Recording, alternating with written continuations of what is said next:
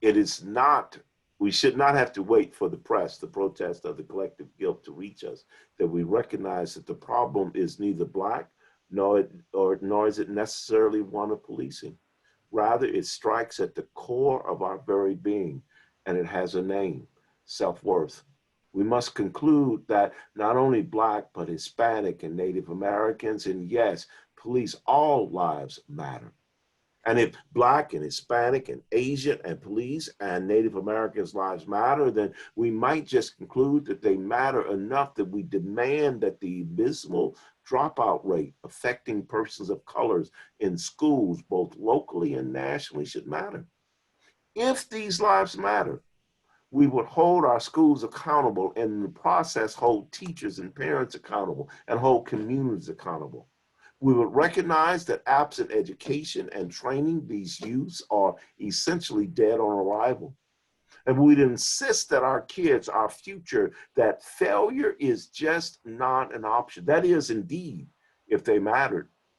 If Black, Hispanic, Asian, and Native American lives matter, we will condemn the over 30-year war on drugs, which has systematically singled out Blacks and Native Americans and Asian and Hispanic, particularly males, for differential surveillance, criminalization, and incarceration. If these lives matter, we'd reopen the cases, release those thousands that were inappropriately sentenced under archaic drug laws, and paid restitution and readmitted into society. If they mattered, we would look at the neonatal and postnatal conditions in which Hispanic and Native American and Black infants are more likely to die prior to term, die during delivery, and not survive past the second birth. If these lives matter, we might challenge the almost 50% chance of teens and young adults being unemployed and underemployed. If doing this, we might conclude that these problems are systemically linked, that from cradle to grave, Native American, Hispanic, and Black lives are dismissed and marginalized and delegitimized. If they mattered, maybe, just maybe, we would systematically, from cradle to grave, dismantle the structure that account for the death and demise of all too many of our fellow humans. That is indeed if we believe they mattered. And then maybe we will not have to discover that these lives matter as yet another life is cut short. Thank you for that, Dr. Coates. I want to snap in. I don't know how you respond on the via Zoom. Very powerful, very powerful. And I think that, it's a great transition into my next question or set of questions for you. All right, so the first one here, if you could define privilege and provide examples of what does that look like? There are two kinds of privilege. One is earned and one is unearned, okay? Each of us have earned certain degrees and statuses. I am a full professor at Miami University. I have earned that status. I've got a bachelor's, 2 masters, and a PhD. Okay, but I was born in a place called East St. Louis, Illinois, that is a ghetto. Okay, I did not earn that status. Okay, unearned privilege are those that we're born with.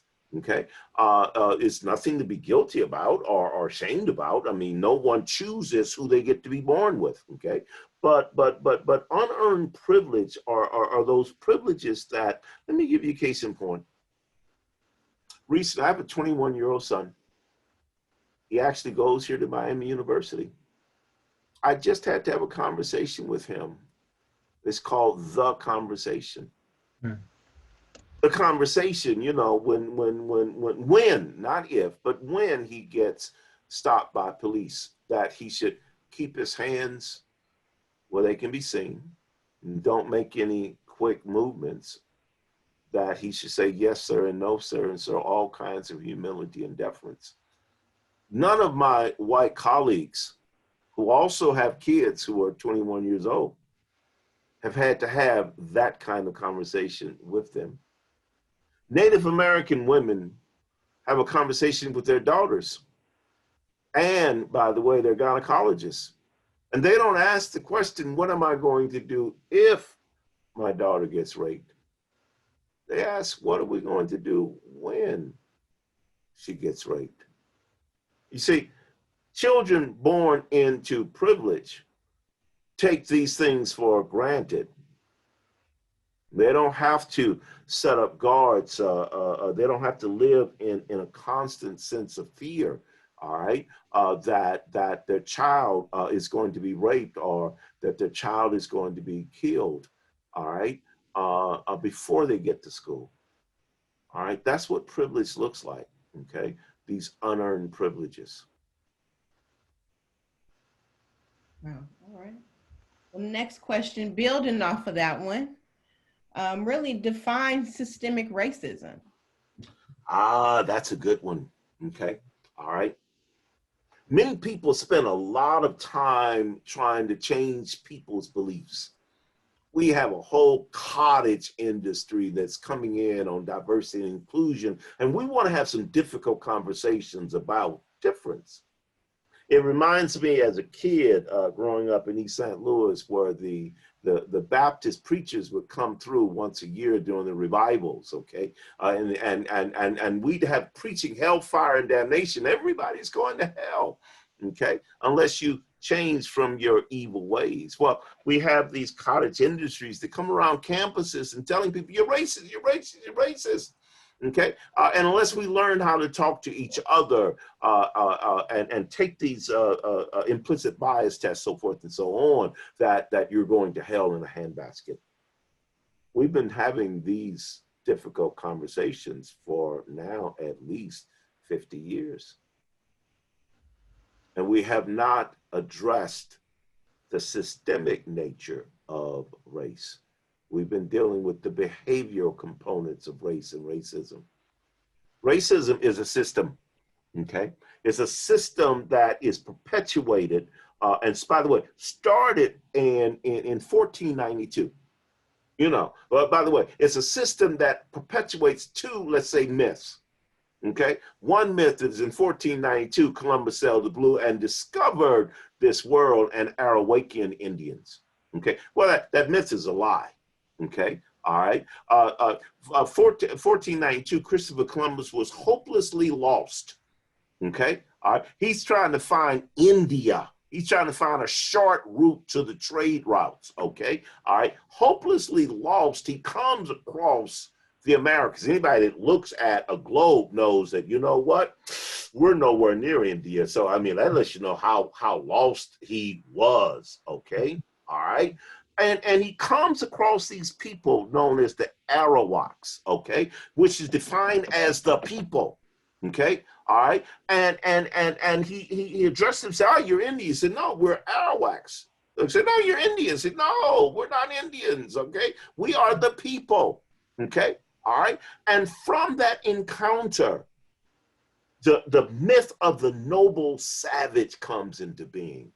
Okay. All right. And through that, all of these institutions, okay, by the way, Christopher goes back, Queen Ferdinand, Queen Isabella and Ferdinand say, what did you bring us back? We understand you discovered a new world. What did you get?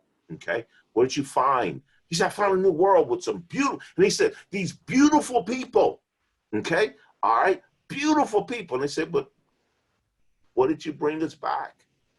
And he sent him back with 1,500 troops and several more ships.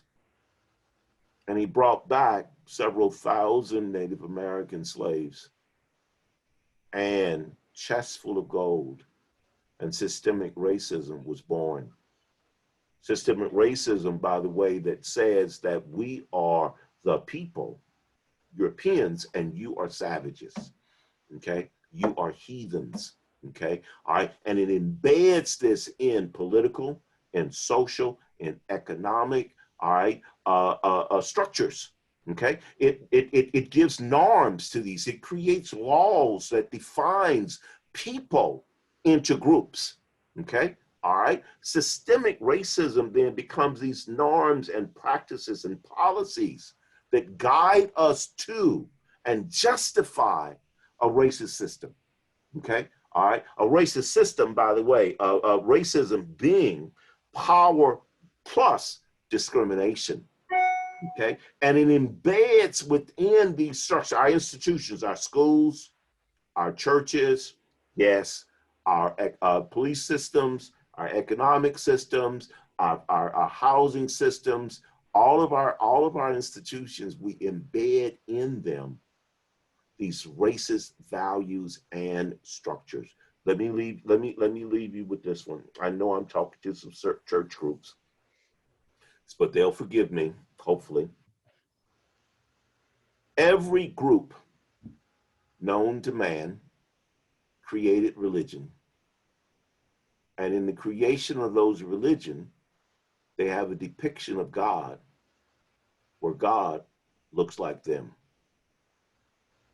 The first act of imposition is to impose one's definition of God upon a people and also the images of that God.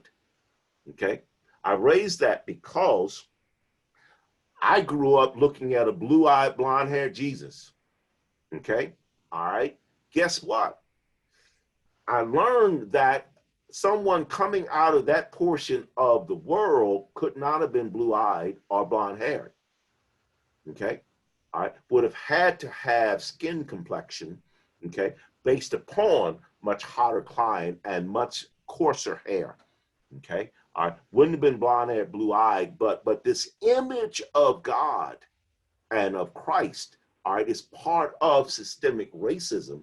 All right. And then where all of the good guys become white. So I go into classic music, I go into art, I go into philosophy, I go into many of our classes. And the message is that that white males, dead white males, okay, are at the core of everything that's important.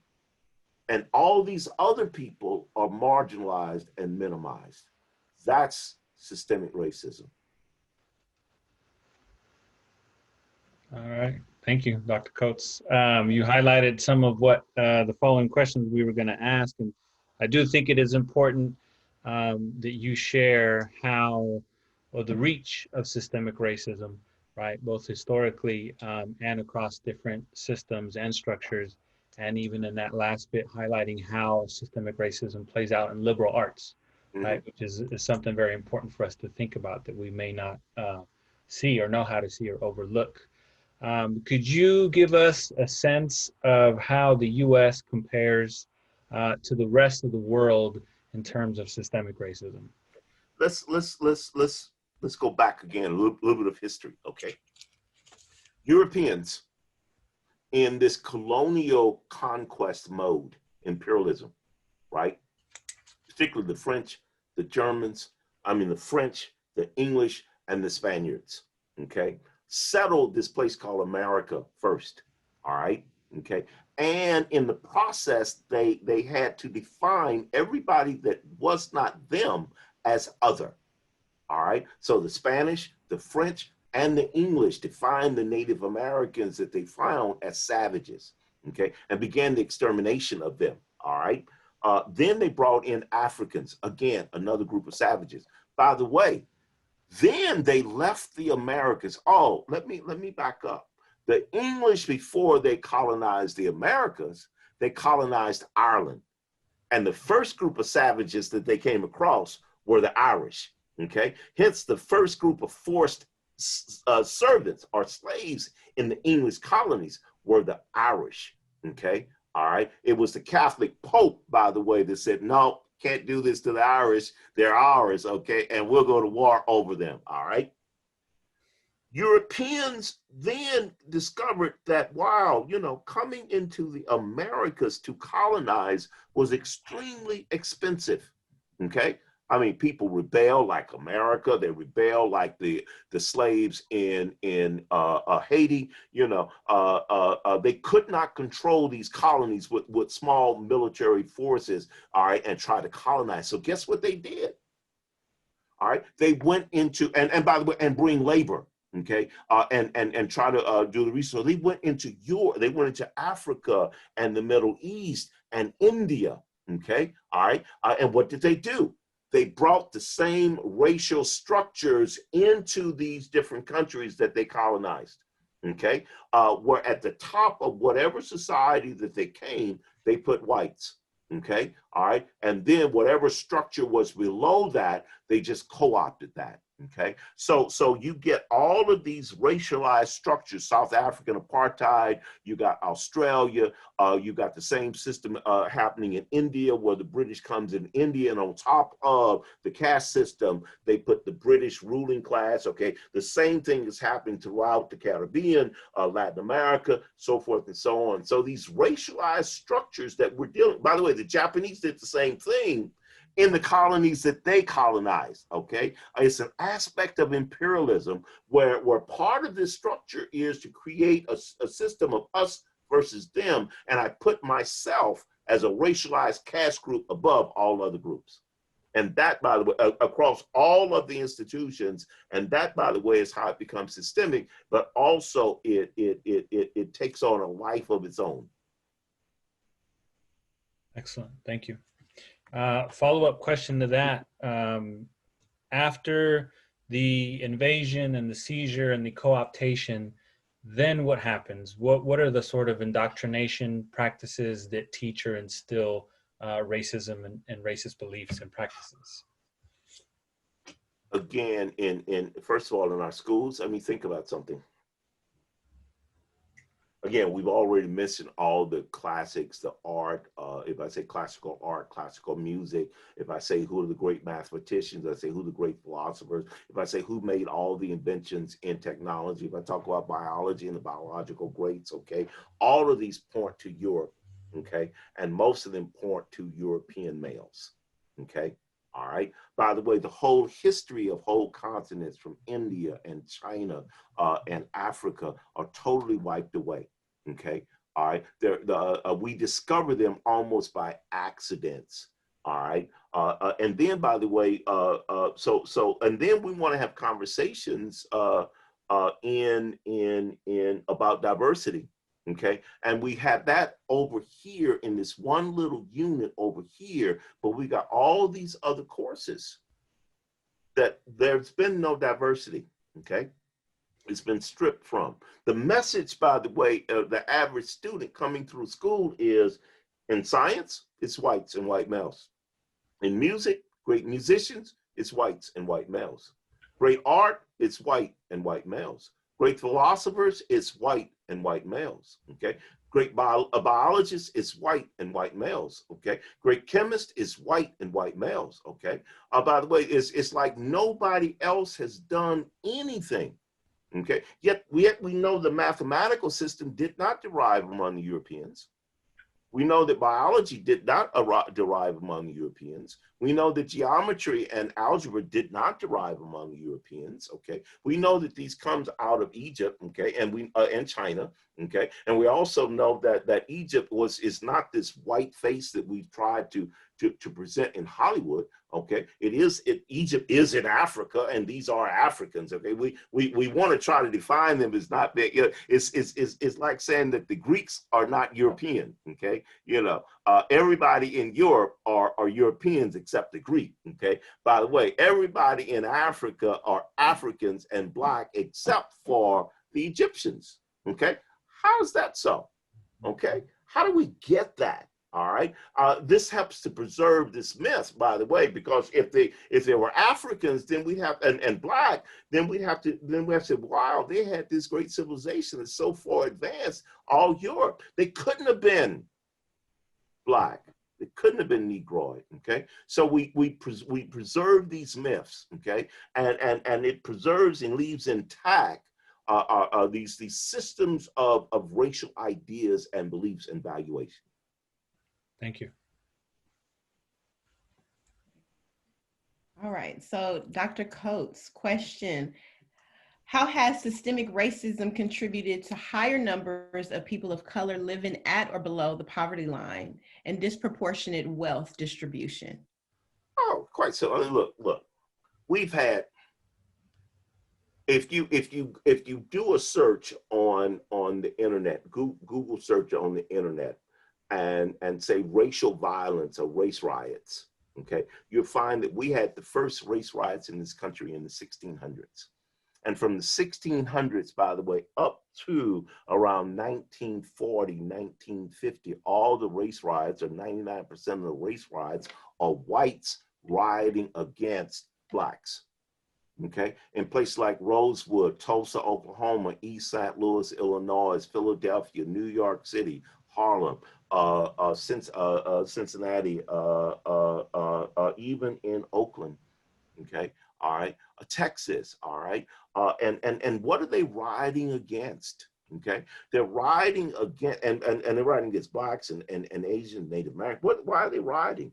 In each of these cases, you're looking at the creation of black wealth. You're looking at black Wall Streets in each of these cities, okay, that are somehow threatening to white business. Okay, and in each of these cases, these commercial districts are destroyed. Okay, all right. Then you look at lynching. Okay, who was targeted for lynching? Okay, these individuals, by the way, and we have thousands of lynchings that took place in this country from around 1865 up until around 1950. Thousands of these. Okay, 100 or plus a year. Okay, that means like every third day in some years, somebody else is getting lynched.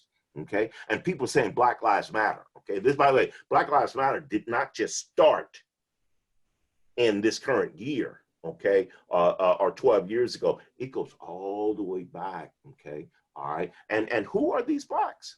Okay, all right. Let me give you a case in point of who these blacks are. Malcolm X was a pimp, street dealer, hustler on a street corner, had a little weapon in his back pocket.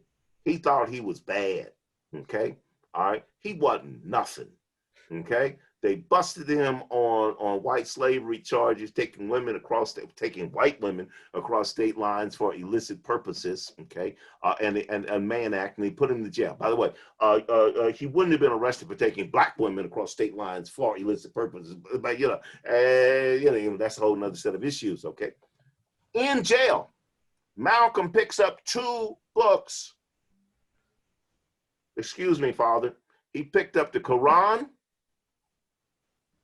and he picked up a dictionary, and he read them both. He started with the dictionary. Okay. Somebody asked him why the dictionary?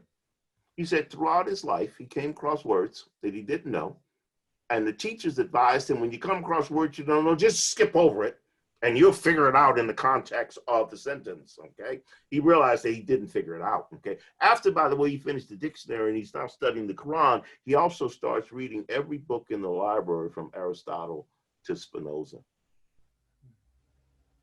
When Malcolm X leaves prison, within 6 months' time, the FBI has declared him the most dangerous man in America. Okay. There's another story. This guy's name is Stanley Tookie Williams. Stanley Tookie Williams, by the way, y'all probably know him. He come out of a place called Oakland. Okay. All right. Stanley Tookie Williams as a kid. All right. His dad was a pimp. Dad was a drug dealer. Okay. Stanley's daddy took him to a motel when he's like 8, 9 years old. Okay. Tells the motel. He's done this several times. We don't know who Stanley's mama is, but we know that Stanley's daddy has custody of him. He gives the guy a couple $100, say, look, I got to make a trip. Okay. I'll be back in a couple of weeks. Take care of my boy. Okay. Stanley's daddy did not come back. And after the money ran out, Stanley Tookie Williams was kicked out on the street corner, along with a whole bunch of other street urchins that were homeless. Okay. And the bigger kids would pit them against each other to fight. And they would bet on which kid would win the fight. Okay. Stanley, by the way, started a street gang, okay, called the Bloods and the Crips. Okay. That was self-defense. Within months, the Bloods and the Crips spread from Oakland all the way across this country. Okay, Stanley got busted killing a cop. He goes to jail. Okay, father, he picked up 2 books. One was a dictionary and the other one was a Bible. And then after reading these 2, he started writing stories. Okay. By the way, he's the only man that ever organized a truce between the Bloods and the Crips from a prison cell or anywhere. Okay. His books, by the way, stories began selling not only in Oakland, but also as far away as Palestine, France, so forth and so on. He's on death row writing these. Okay. He became one of the most influential writers to many of these youth, okay, to the point where the Pope asked the governor to stay his execution. Okay. All right. Why is this important? At the core of this system that we call systemic racism is not only a denial of identity, but it also is a deliberate attempt to keep individuals ignorant. Okay, by the way, we did the same thing for women. Want to deny them access to school. Okay, it's interesting, the very first laws that came into being regulating Black slaves was keeping them, making it illegal to teach them how to read and write. All right, why? Because they discovered that educated Blacks were hard to control. They were constantly organizing and constantly threatening the system. Okay, so there's been this deliberate attempt to keep individuals stupid. And by the way, why I keep going back to the function, the most revolutionary thing we can do to transform the system is to educate people about themselves, the system, and so forth and so on. Questions? I'm sorry, yeah. All right. No. I'm soaking it in like everyone else. All right. I think I have one more for you right now. Let me see here. How has systemic racism led to disparities in sentencing and overall incarceration within communities of color? Okay. Let's go back to this education thing. Okay. Let's take it back. We came out of World War II. This is we, the United States of America. Okay. And we went smack dab into the Cold War. We were frightened about the Russians and the Chinese, particularly Russians, beating us to the moon. Okay. And we did something unheard of as a nation. We had a whole bunch of extra money because, you know, we were the only intact industrial nation in the Western world. We started pumping money into education, okay, across this country. Okay, in Black schools, white schools, rural schools, suburban schools, so forth and so on, right? Okay, and guess what? We produced the most educated group of kids this country has ever seen. They came of age in the 1960s, white and Black and Hispanic and Asian and Native American, males and females, all right? Of all genders, of all races, of all class groups, and they honestly believe that they could transform this country. And those young people started all kinds of civil rights movements. People talk about the civil rights movement. No, there are the civil rights movements, okay, all happening at the same time. Native American movement, Hispanic movement, the Mexican labor movement, the Black civil rights movement, the women's movement, the poor people's movement, okay? Even the senior citizens had a movement at this time, okay? All right? Immigrant movement, all right? Okay? It scared many people in America. And they elected the most retrograde politician that this country had seen in a while. All right, this is Reagan. I mean, this is Nixon followed by Reagan. Okay, and what did they do? The very first thing they did, they started taking money, you guessed it, out of education. And where do you think they're putting all of this money? This prison industrial complex. Reagan starts talking about, Nixon started talking about this, war on crime. Okay, all right. And we created what the Children's Defense Fund calls as the cradle to prison pipeline. Okay, all right. Where strangely enough, here's a strange statistic. I don't know about your school, but I know my school. A kid could come to my school for about $40,000 a year. Okay, all right. Guess how much money we spend to lock somebody up in jail for a year? Probably at least double that, maybe. Well, it goes from $60,000 to $80,000, and that's minimum security. So let me see if I get this straight. We start taking money out of education, and we start putting this into this thing called the criminal industrial complex. Oh, by the way, that we are filling up these jail cells with people of color, Hispanic and Black in particular. Okay. By the way, where are we putting these jails? Are we putting them in the Black and Hispanic communities? Or are we putting them in the middle class communities? Nope. We're putting them in poor, white, rural communities. Oh, let me see if I get this straight. We're arresting folks in barrios and urban areas, Black and brown people. And we're warehousing them in and giving jobs to poor whites in rural areas, okay? And we wonder why there's tension between poor whites and urban Blacks, okay? Systemic racism, by the way, came into being, by the way, as we, as a nation, taught Europeans to be white. There's an interesting book called How the Irish Became White, how the Italians became white, okay? All right, they became white as the white elite was concerned that they were banding together with these other servants, causing labor shortages and so forth and so on, all right? So they created a category of people called white and told lower status whites, you are better than these Black folks over here, and we're gonna give you jobs. What kind of jobs are we gonna give you? How about posses and police? Okay, how about prison guards?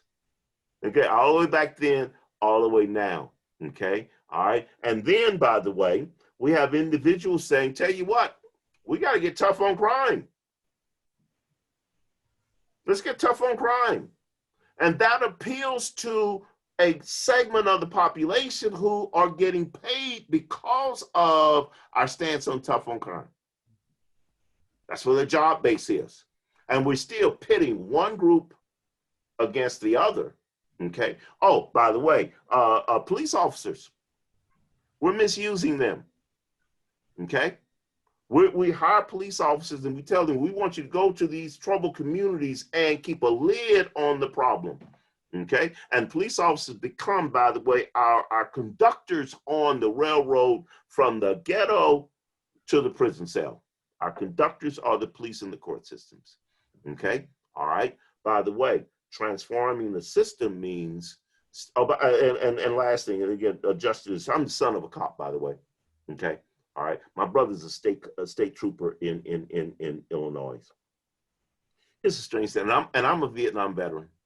Okay. All right. After a year, 13 months in Vietnam, and I suffered PTSD for at least a 30, 40-year period of time after Vietnam. Okay. And I was only in Nam for 1 year. Okay. And in the middle of that year, they took me out of the country, out of combat, and said, you know, you need some rest and relaxation.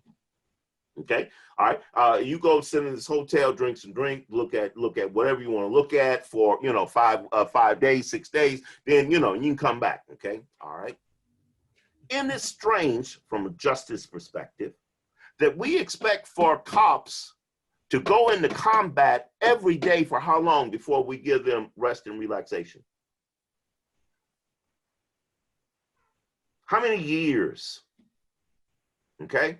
And then we create a system that tell cops, you know, this big blue wall that, you know, it's not manly for you to say that you have mental health issues. Okay. Keep that to yourself. Okay. And so therefore, when they go off, okay, as any of us will do, Stanley Milgram will tell you that from the Milgram experiments, all of us will go off. Okay. If put under these kinds of stress. Okay.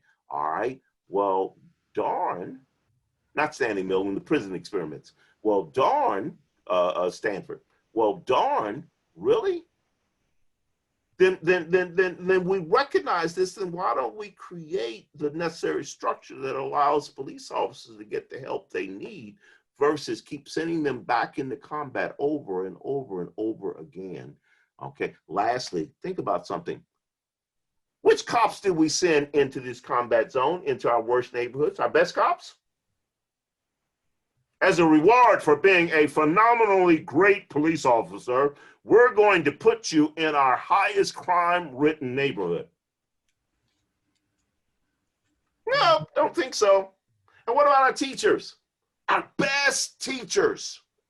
There's an individual called Jaime Escalantes. Y'all know about him in Oakland too, okay? Okay, Jaime Escalantes actually worked with inner city kids, Puerto Rican and Black. He had them passing, not passing, but acing, you know, the college test, okay, in algebra and calculus, okay.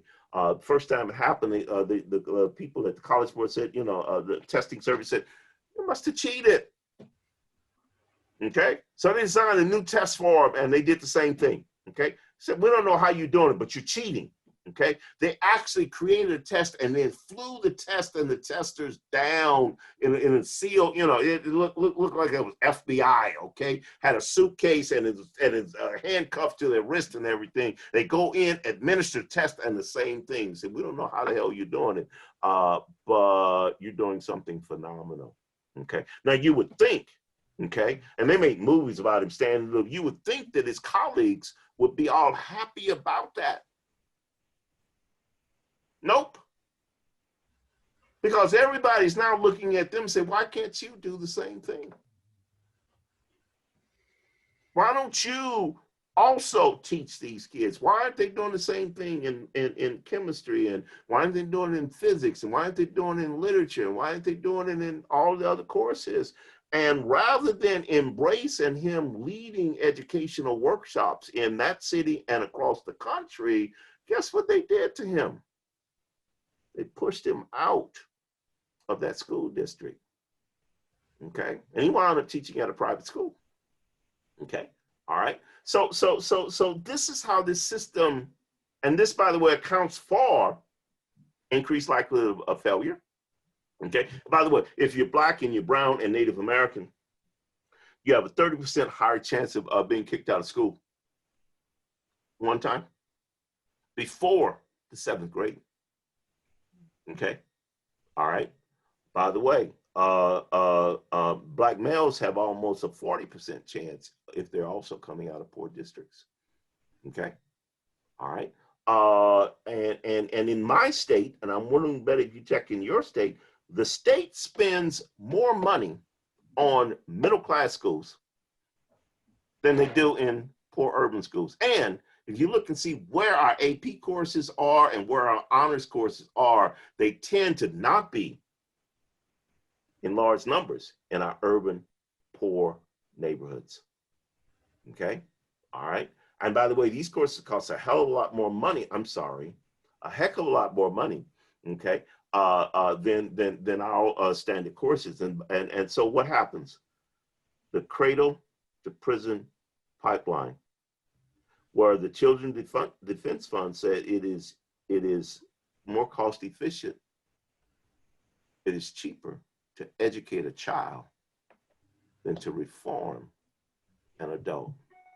Lastly, Einstein said we keep doing the same thing over and over again, expecting a different result. For the last 40 years, guess what?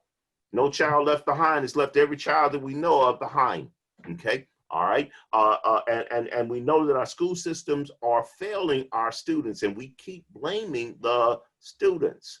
Okay. All right. And if you don't get an education, you don't get skills training, you don't get these things, guess what? All right.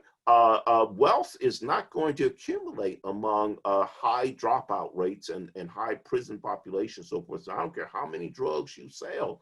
I haven't seen, the Brinks truck rolling up into the ghetto, okay, picking up the money, okay, all the money that's being raised. I'm sorry, y'all might see it up in Oakland, but I don't see it in my hometown in St. Louis. It ain't happening. Questions?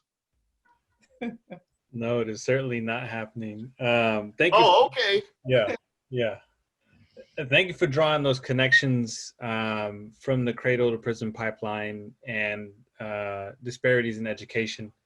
Certainly we can understand that a lack of education might often lead or is an embedded part of that pipeline, right? Shifting our focus just a little bit in terms of the university and higher academia, could you speak about what a colonized university is and how we might begin to decolonize said university? Let me start in the classroom. Okay. And the first thing I do, the classroom. I don't know about your institution, but my institution, we are a predominantly white institution. Okay. We got about 4 or 5% students of color. Okay. That's it. Black students. Okay. That means that in the average, we got 16,000 students. That means in the average class, there might be 1, maybe 2 students of color in that class. Okay. No more. Okay, you get more than that, there's something else. I've never seen it. Okay, I tend to draw a little bit more, but that's a whole nother set of issues. Okay, that Black student, because my white colleagues want to make sure of inclusiveness, that Black student knows in 3 classes in a day, they're going to get called on at least 3-4 times. All right, and the teacher doesn't have to check the roll to know that the Black student ain't there. Okay, so there's a monitoring of Black students and Hispanic students that the white student does not have to deal with. Okay, all right. Then the only time I see myself in that classroom is when we're talking about a problem.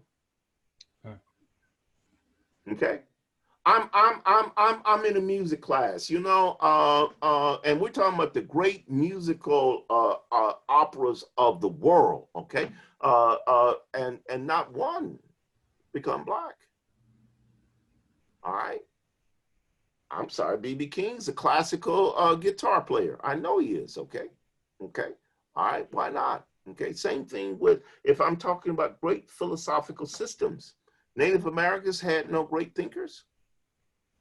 The Chinese and the Japanese had no great thinkers. The Indians from India had no great thinkers.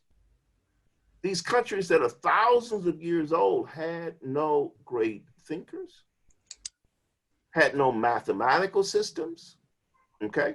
All right, and the only time I come up is when I'm a problem. W.B. Du Bois said, what's it like to be a problem? Okay, all right, it's difficult. And if you, by the way, there's an interesting new version of the doll study done a couple of years ago by CBS.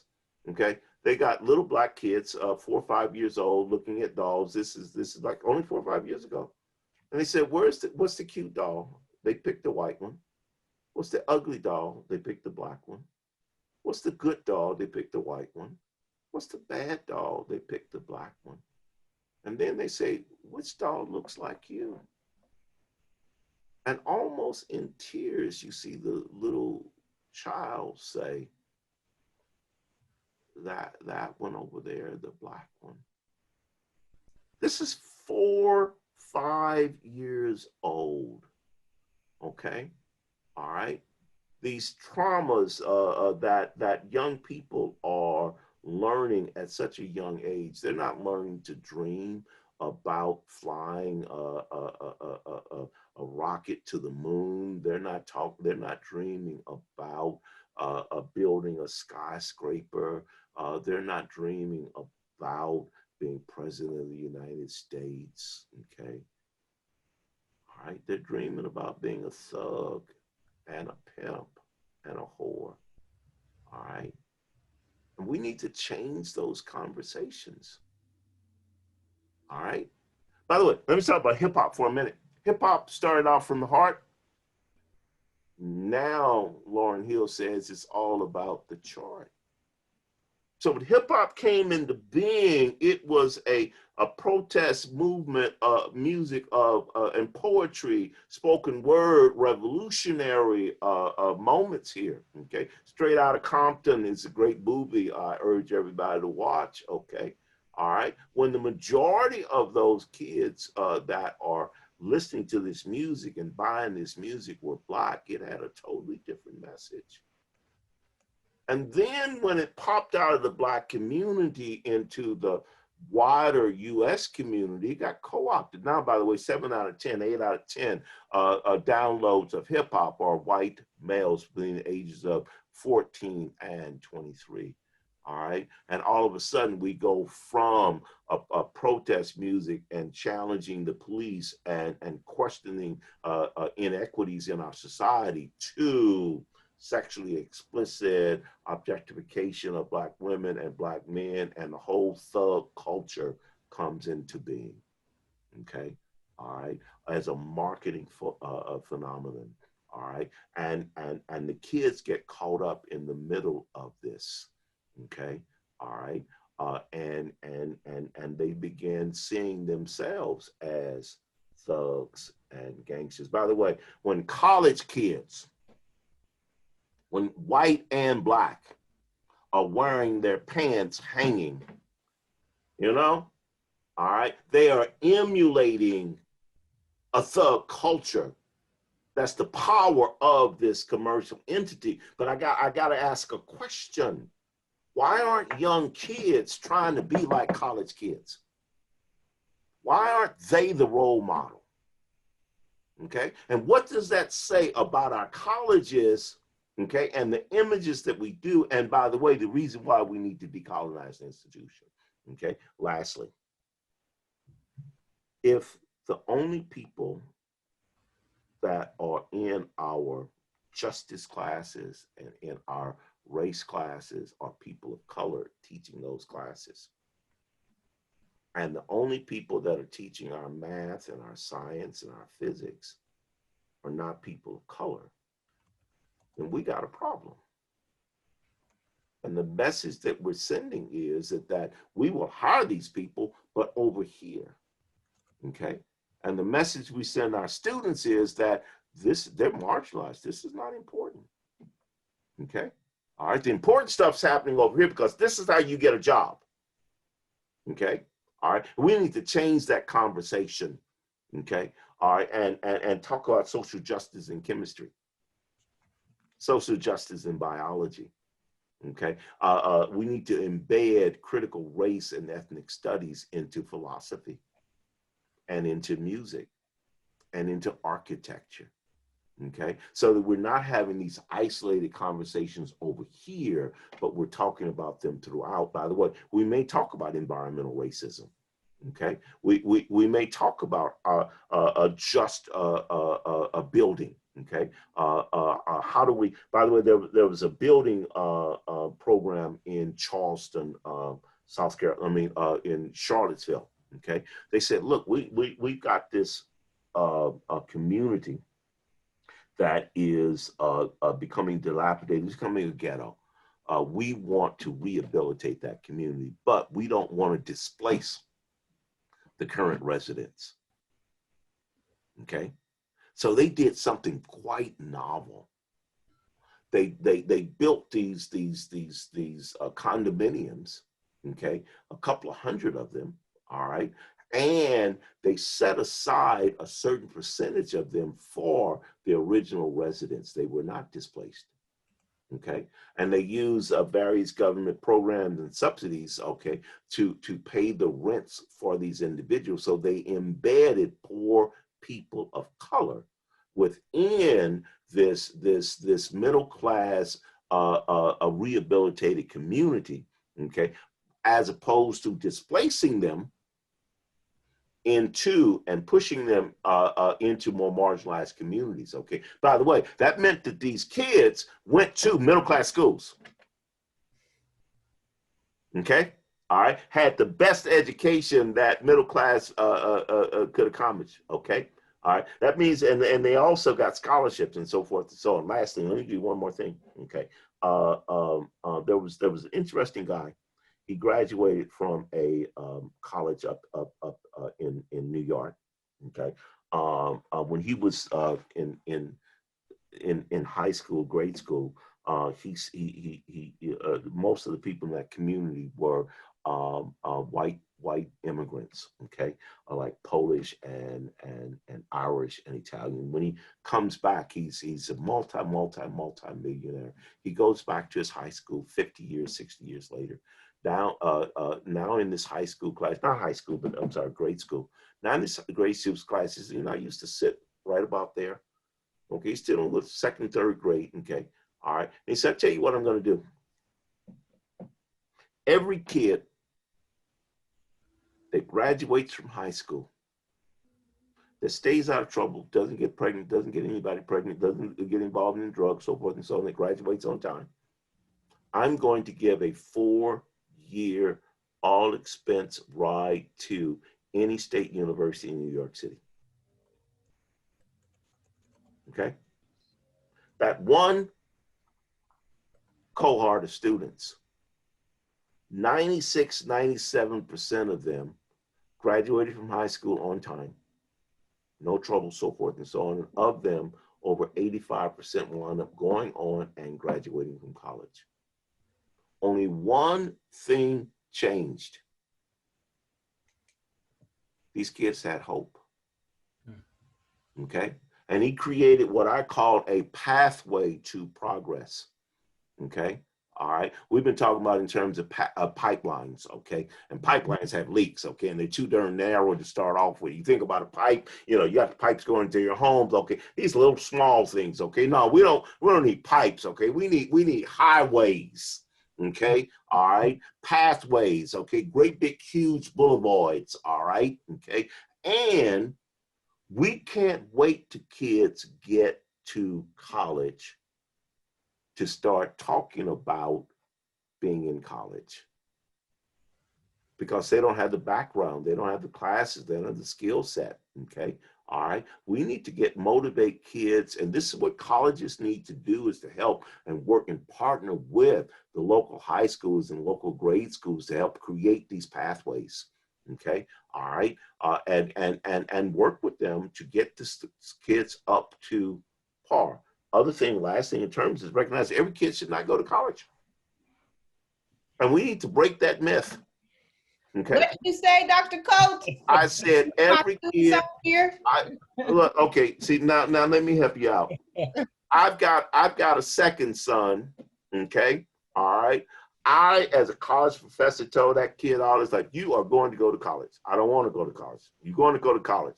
What do you want to be when you grow up? He said, I want to be a hip hop star. I said, I don't give a damn what you want to be. You're going to go to college. He said, but I want to be a hip hop star. I don't need to go to college. I said, you will go to college. She said, okay. Okay. He said, well, good. Where can you go? I said, you're smart. Find the school that allows you to do the things that you want to be a hip hop producer. Okay. He found a school. We won't say where.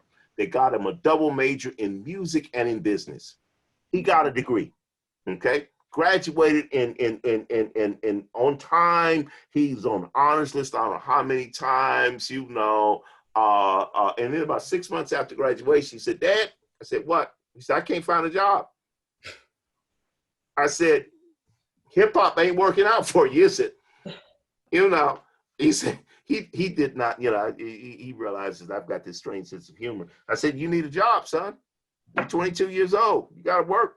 Can't stay here. Okay. Next thing I know, he's making his way to Atlanta. He's gotten a job with Delta Airlines. He got a job with Delta Airlines cleaning out airplanes. Okay. Lowest level job you can find at Delta. Okay. He got a job. Okay. All right. Then he just started doing something that blew my mind. Every time Delta had training, he took it. And within about 6 years, I'm getting a call from him and he says, Dad, I said, what? He said, I'm making 6 figures. I said, you doing what? He said, I said, what are you doing? Selling drugs? Oh. I mean, help, if you are, I'm not going to get you out of jail, He said, no. He said, I am FAA certified to fix jet engines. I said, whoa, run that by me again. Okay. And I said, so, I can't even nail a nail, much less, and I'm barely changing tires, with any kind of proficiency, right? This kid is fixing jet engines. Okay. All right. And I never knew that this was a passion, okay, of his, because I'm only focusing on, you got to get an education. Okay. Oh, by the way, it taught me something about education. Okay. Education, only thing we certify when kids graduate from college, only one thing we certify, that they have the capacity to learn. That's it. Learn what? Anything they're motivated to learn. Okay. So this kid became, and by the way, at least a half of our majors don't wind up going into anything close to the major. Okay. And we need to help them to understand that this is about getting an education. And once you get it, and once you learn how to learn, you can go into any direction you choose to go in. Right. Questions? All right, I have one more question here for you. Yes, ma'am. When we think about, the depth of the information that you presented, how can students become a part of this change process? And really, how can we all become a part of this change process? Michael Jackson said, it starts with the person in the mirror. Okay. The revolution starts with yourself. Okay. The revolution starts with, as Malcolm X and as Stanley Tooker Williams, it starts with you being committed to becoming the most dangerous person in America. A thinking, critical, reflective scholar. Okay. All right. Not somebody that regurgitates. Okay. We've spent the last 20 years teaching kids young people, kids. I got a 21-year-old kid. Teaching young people how to take tests. Okay. Guess what? That's not learning. All right. Let me give you a case in point. Okay. You all know the Wizard of Oz. Wizard of Oz had a scarecrow. The scarecrow wanted to have a brain. Okay. At the end of the movie, the scarecrow got a brain diploma. Oh, yeah. Okay. And all of a sudden, the scarecrow says the sum of the hypotenuse is equal to the square of the, by the way, it was supposed to have been, a geometry theorem, but it was totally whacked. Okay. All right. All he got was a degree. He did not get an education. Okay. All right. Many of our students get a degree, which basically says we certify that you have sat in this seat for 4 years and that you've taken X number of tests. Okay. All right. Rather than you are competent to learn anything, period. Okay. All right. So you want to make the most revolutionary thing you can do is to wake up somebody's mind to learning. We talk about now about being woke. What does being woke mean? Being woke means to be thinking and reading and learning and loving to learn. Okay. I mean, I want you to think about something that's really weird. All animals, particularly humans, start out with this phenomenal passion to learn. It's part of our DNA, okay? We come out of the womb and we're learning at thousands of bits of information a second, okay? And somehow we take this wonderful, beautiful creation, and by the time it gets to the second or third grade, they hate, many of them, learning, okay? All right? Learning should not be a task. It should not be something you hate. Yes, I'm sorry. It's something that's difficult, okay? It's like lifting weight, okay? All right? It's like doing anything else. Yes, it can be stressful, all right? Okay? But at the same time, it is something that it's not like cod liver oil. It's not like some medicine and stuff, okay? This is something that we must embrace and we must teach our young people to embrace, okay? And as teachers, as educators, we must encourage learning from our students, okay? Not, by the way, test taking. There's a world of difference between taking a test and thinking and developing this critical, reflective understanding of how the world works. By the way, which gets back to a self and critical examination of who am I? Okay, all right. What do I stand for? Okay, what's important to me? Okay, what are my values? Okay, who am I? All right, and how can I make a difference? Okay, as opposed to how can I get some more stuff? Yeah. How can you get some higher salaries? Okay, all right, and how can I get some more stuff? By the way, and as a consequence, we got all these warehouses all around us with people storing all the stuff they got so they can get more stuff to store. Yes.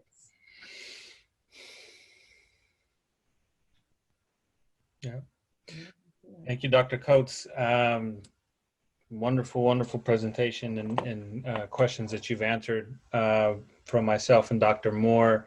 We have a few questions and some time left to address those from our audience members. So let's try this out. First question here. We as a society know the statistics, have completed the research, and have the epidemiology surveys, etc. Why do we continue to make the same mistakes decade after decade? Why can't we invest in our economy in the issues that matter? Hobbes said, until and unless we understand what's in our best interest, with it, we will operate in our best interest. Part of the problem is that we don't know, or we don't know what's in our best interest in this case, okay? By the way, the issues of social justice, education and training and all of this is not about the poor kids living in the barrio or on the reservations or in the urban areas. They will benefit from it. But guess what? I will benefit even more from it. I will benefit more from it. You will benefit more from it. Many of our professors and whites and middle class will benefit more from it because our tax dollars will be spent more efficiently and effectively. Okay? The current prison industrial complex is an extremely wasteful system. Okay? All right? It does not produce a return on one's investment. It's much like slavery.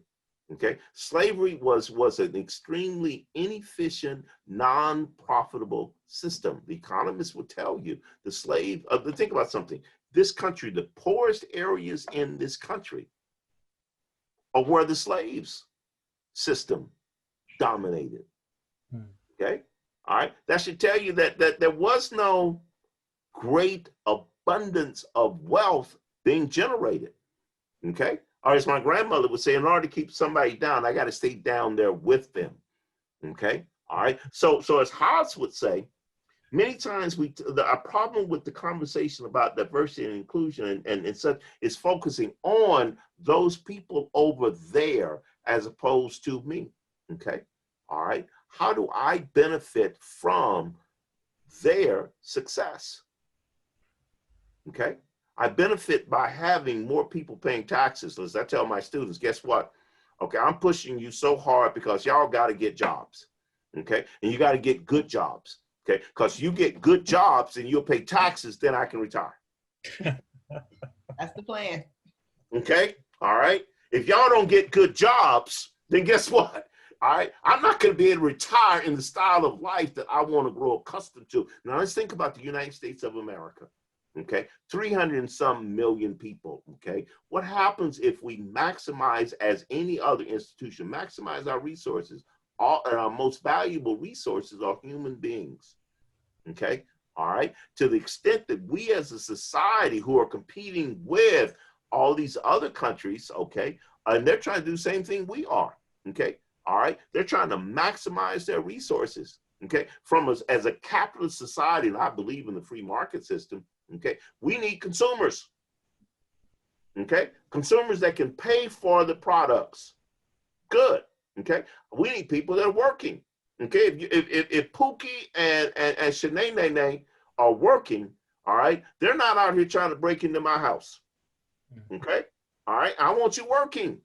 Okay, I don't need you on the street corner. All right, okay. Lastly, okay, and here's a very interesting thing. Think about the music, the art, the buildings, the architecture, the chemical inventions, the vaccines and biological wonders that we can discover. Okay, I'm thinking of what's his name? His name Hawkins, a young man at Harvard University. Okay, this extremely paraplegic individual. Okay, sitting in a wheelchair, you know, so forth and so on. Okay, people looked at him and said, this is a waste of human flesh. Okay, all right. I can only imagine that somebody would have wanted to abort him. Okay, given that he would never have a real life. I can imagine somebody saying that. Okay. Yet he is one of the leading physicists of this country. Okay, all right. He is one of the greatest minds this country has ever had. Yet many people dismissed him because they looked at the shell, the outside, and they couldn't see on the inside. And by the way, it took some very creative teachers to reach inside of him. Somebody who, by the way, needs a computer, and the only thing he can move is the muscles in his chin to communicate to a computer. Now imagine the kinds of investment that some teachers put into him to create and not to create, but to bring out this genius. Okay. Now, how many other geniuses, by the way, Albert Einstein has a similar story. Okay, all right, or based upon test, he was a moron. Okay, how many other geniuses are we walking away from simply because they have brown skin, or they're female, or they're from the barrios, or they're on reservations? Okay, and how many inventions and cures are we denying ourselves? Okay, all right. That's what we are wasting. Well said. Thank you. Follow-up question here. If you could create, design, and bring into being an anti-racist university, what would it look like? It would look just like Oakland and Compton when you walk out the doors and walk down the street. It would look like East St. Louis and Harlem. It would look like America. Okay, our institutions need to reflect our communities. Okay, all right, and they are. There was an interesting social justice scholar, and I'm blanking on his name, like Rawls, in the theory of justice. Rawls said, if you want to measure justice, look at it from the bottom of the barrel, not from the top.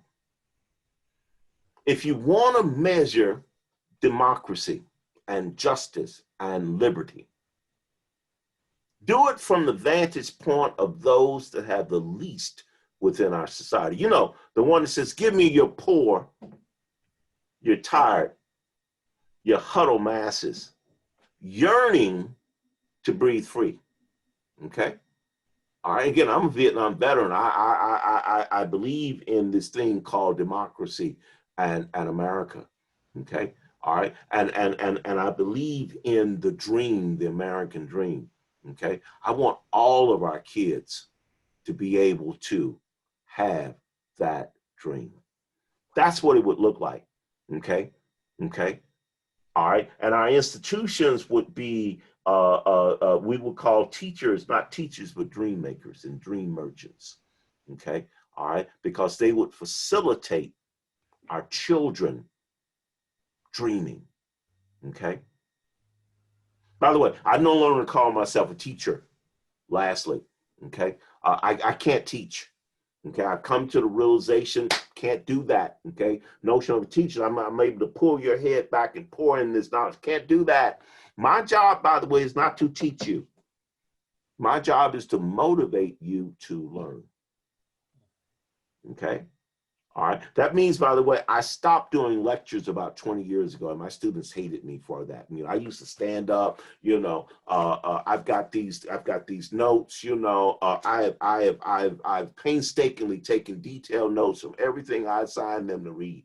Okay, I go to class and I say on page whatever, and I go whatever. You know, I have myself time. I make sure I covered every point made in the book.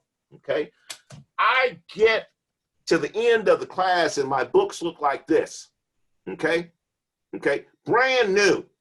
Okay, students have not even popped the cover off from them. Okay, you know, I say, whoa, you don't have to read the book. By the way, now my students' book look like this. Okay, all right, they look like, let me see if I can find it. They look like this, you know, with all these notes and stuff, okay? All the pages are torn and broken. Okay? They've been through this several times, okay? Why? Because I stopped doing their work for them, okay? I stopped spoiling them, okay? All right? And I told them, my job is not to teach you, it's to motivate you. Your job is to learn, okay? By the way, that shifts the focus from me to on them, okay? And that is how you transform this institution that we call colleges. All right, excellent. That was wonderful. So if I may try and capture that, you know, the institution must reflect, you know, the fabric of, yeah, right, you know, and I would go so far as to say, and you know, perhaps it starts on a local level. Maybe it reflects the city and the yes. competition there, right? Yes. And moving from teaching as we understand it to motivating, you know, so more motivators and dream makers. Right. Yeah, that's excellent. By the way, I come out of a place called the University of Chicago. Okay, first of all, University of Chicago, it looked up one day and found itself surrounded by these poor neighborhoods. So what did it do? Okay, it tore down those neighborhoods and then built a wall essentially of these middle class condominiums, okay, that created this little island, okay. Also, University of Chicago prided itself in how many students failed, okay, all right, and it actually said, you know what, we're an elite institution and it's hard to get through here, okay, all right. Many people use these bell curves, okay, say, the tougher the class, the more people fail, okay. Maybe that's the wrong metric. Maybe the metric that we should be Hymen Escalante's, where we measure classes based upon the level of learning that our students take. Okay. I wonder what would happen if we gave our students a test at the beginning of the class and at the end of the class. And then we created teacher evaluations based upon the learning that takes place between these 2 points. Yeah, I support that. Yeah. All right, we've got a few more questions here. Please. What do you think we can do to protect our people of color, our POC men and women, our community members, family, and children from the systemic racism they face today and will probably continue to face for the foreseeable future. What things can we do to curb the racist things they'll experience in their lifetime? Is sheltering them from that reality better than beginning to have those conversations earlier in their lives? So what can we do in order to protect folks? And or do we wait? Do we put off on that conversation? Do we shelter them until? The first thing that I would start off with, this is not a problem for Black people and people of color. This is a problem for white people. Okay, all right. White privilege created this problem. And the only way you're going to solve this problem is that our white allies get involved in transforming the system. Okay, the abolitionist movement that featured white women, okay, was the leading cause for the elimination of slavery in this country. Okay, all right. It was white allies that joined with Blacks on the streets of Selma and Pittsburgh and Atlanta, so forth and so on. Okay, all right. This thing where all the weight of transforming the system or dealing with this system or protecting folks from the system falls upon people of color. Again, we keep doing the same thing and expecting a different result. Okay, so that's the start of it. Second of all, I'm sorry. You know what? I'm a Vietnam veteran. I believe that everybody should be prepared to go to combat. Okay, we should prepare our students to fight in this battle. Okay, shielding them from the reality of racism, sexism, homophobia, so forth and so on does not help them.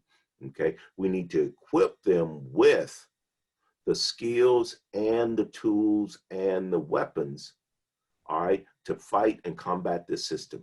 Okay, I grew up among street kids, you know, in a ghetto. We grew up playing something called the dozens. Okay, dozens. So some of y'all know what that is. Okay, I mean, well, this is your mama jokes, your daddy jokes. I mean, you know, we were very cruel and harsh. This was games that we played. Okay, you know, we talk about you so badly. Okay, and your response had to be, well, you hit back. Okay, not physically, okay, but verbally, okay, and these verbal battles toughen up individuals and toughen up their psychics and help to prepare them for dealing with a whole range of issues. Let me tell you something. I find it strange. We get one student at Miami University on social media, naive student that uses the N-word on social media. And every student on campus is upset. Okay? All right? I want this person kicked out of the university and oh God, I'm just bleeding all over the place. Okay? Excuse me, it's not that much of an issue. Okay? You had a naive, stupid white kid that said something racist. By the way, all of us have said something racist or sexist or homophobic sometime in our life.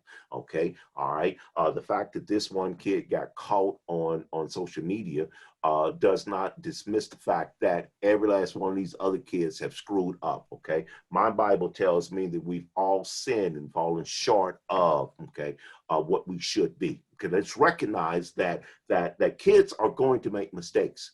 Okay, then, but it's not the question of punishing them, but helping them to grow from them. Okay, so part of it is equipping kids to understand and giving them grace and helping them to understand grace. Okay, all right. By the way, I a Vietnam veteran. Let me tell one more story. Vietnam veteran. In Nam. It seems like there was one of my sergeants had to been sadistic. Okay, because every time I went on guard duty, they teamed me up with this guy whose daddy was Grand Wizard of the Ku Klux Klan in New Orleans, okay, Louisiana. Okay, all right. Every darn time I went on guard duty, I'm with him. Okay, all right. And he hated me and I hated him. But here's an interesting thing: my life depended upon him, and his life depended upon me. I went to sleep knowing that he was going to protect me. Why? because when he went to sleep, he knew that was going to protect him. It meant that we had to learn to work together regardless of what we felt about each other. Okay? All right? And by the way, he get drunk, I get drunk. I'm sorry, yes, I drank. He drank. And he said, he could say something like, you know what, we friends, but I don't want you to date my sister. Okay? Every time we get drunk, he'd say, you know, and the last day we in Vietnam, we getting drunk, and guess what? He says, but Coates, we tight, we friends, but I still don't want you dating my sister. You know, I said, look, Ralph, I've seen the picture of your sister. You do not have to worry about me coming to New Orleans to ditch your sister, okay? But the story is that we have to learn that how to work together, okay, as community, okay? And our kids, we need to help them understand, you know what, one whatever don't you know, don't make no show, okay? If this person over here you have difficulty with, or this teacher, so forth and so on, you do what you got to do to get out of that class, okay? All right. If you can't get out of the class and you do the work, so forth and so on, all right, or you come and talk to us, then we'll come in and we'll talk to the teacher, you know. But the bottom line becomes, if this group of people over here are trouble to you, then leave them alone, okay? And go over here, all right? Okay, and help the kid to realize that because people are stupid and say stupid and hurtful things, you don't have to take this in. And it ain't about you, it's about them. Okay, and help your kids to understand that. Question. Excellent, thank you. Next question. How do you feel about the lack of ethnic studies classes starting in high school and upper institutions? First of all, I am in the process of, when I first took over Black World Studies, I said that my job was to eliminate the need for Black World Studies. Okay. Black World Studies, by the way, has been phased out. Now we're doing what is called critical race and ethnic studies. Okay. I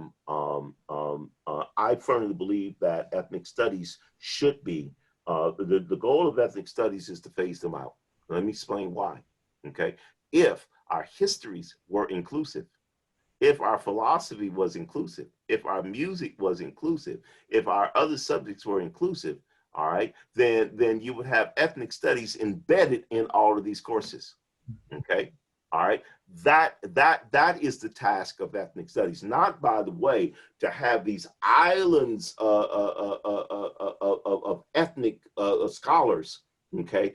By the way, who happen to be sociologists or historians or anthropologists or biologists and so forth and so on, sitting over here in this little enclave, okay? All right, no, okay? That, by the way, marginalizes those scholars, okay? All right, yes, I believe that we should create spaces where women can communicate among women, where ethnic scholars can communicate, but we should not create a permanent space where this is the only place where you have an identity in an institution, okay?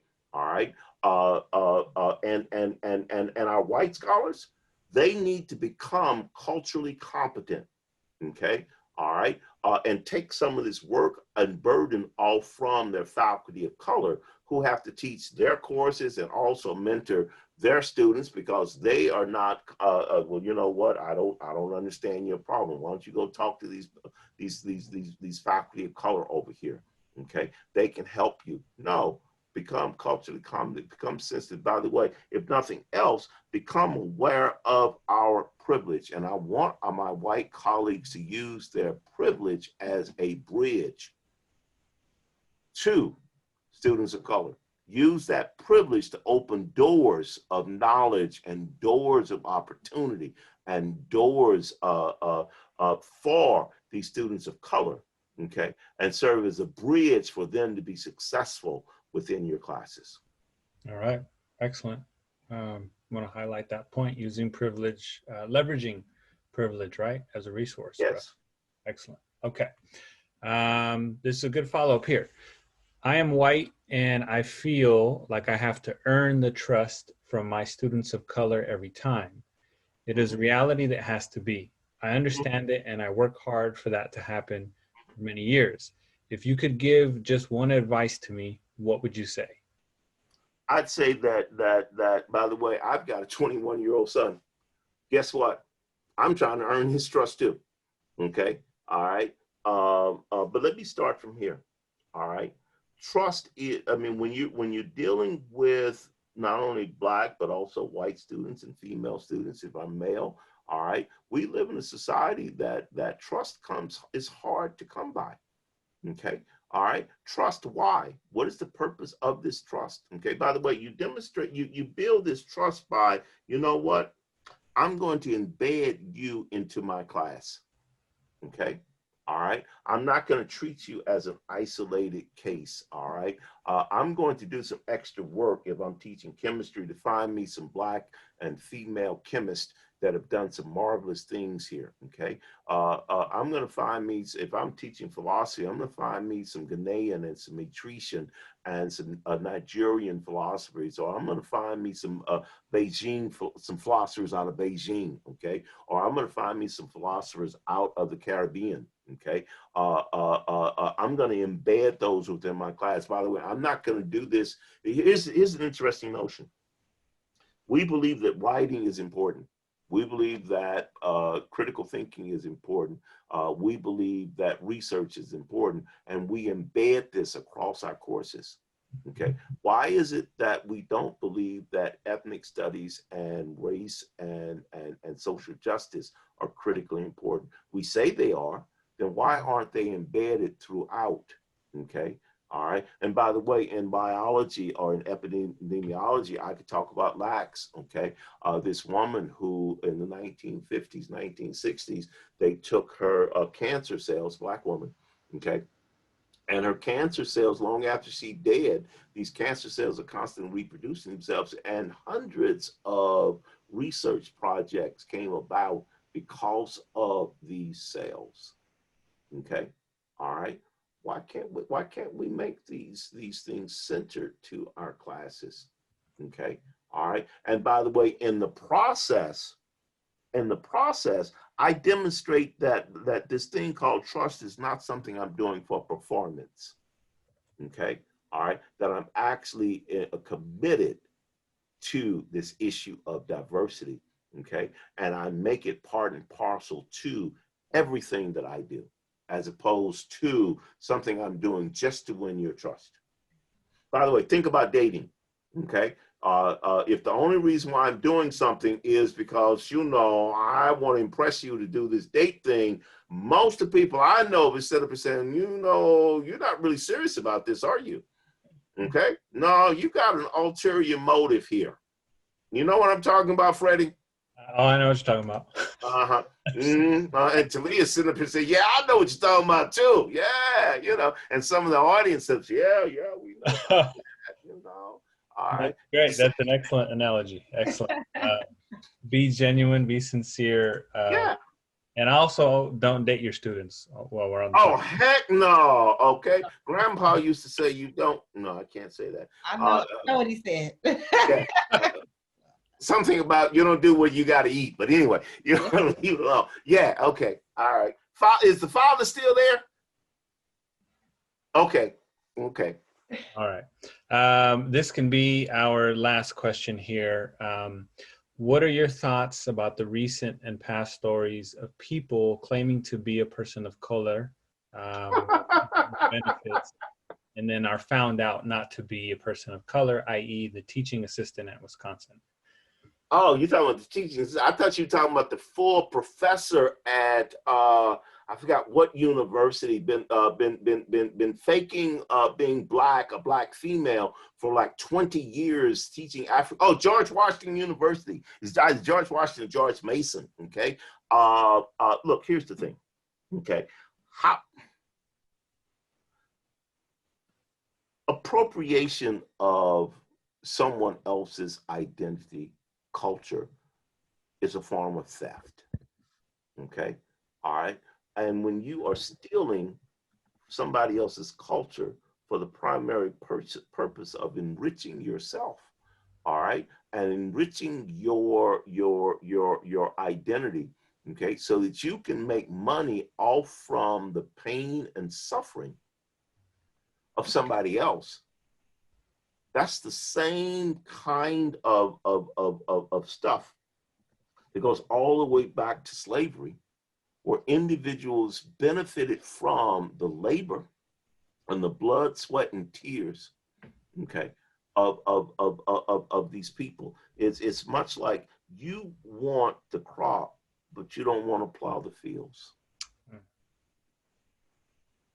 Okay, that's what it's like. Okay, it's another form of rape, where you're taking something by force from someone else. Okay, all right, and they have no consent in it. They did not agree to it. Okay, yet you're gonna take it. Okay, as if it's yours to take. All right. To the point. Thank you so much. Good point. All Wow, right. I feel, Another question, yeah. Dr. Moore, I'll turn it over to you. All right. Well, no, thank you. Thank you, Dr. Coates. This was very, very informative. Just a pleasure in soaking in the information that you are sharing, and enjoying listening to the conversation all the way around. So again, thank you for participating and being our first guest in the Social Justice Info series. So you set the bar really, really high, really high. So thank you again for that. Thank you for inviting me. I'm honored and humbled that you would even listen to me. All right. All right. So we are coming to the end of our program. I would like to extend, again, thanks to our guest speaker. Also would like to acknowledge the CETO staff that have been working with us in navigating our technology. So thank you, Rex. Thank you, Nobel, for always keeping us together and keeping us online and on point. Also, thank you, Freddy, for partnering with me. I look forward to our next 3 series together and sessions.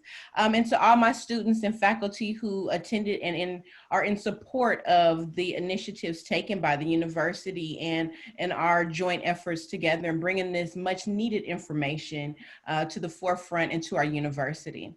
So again, thank you all for coming out.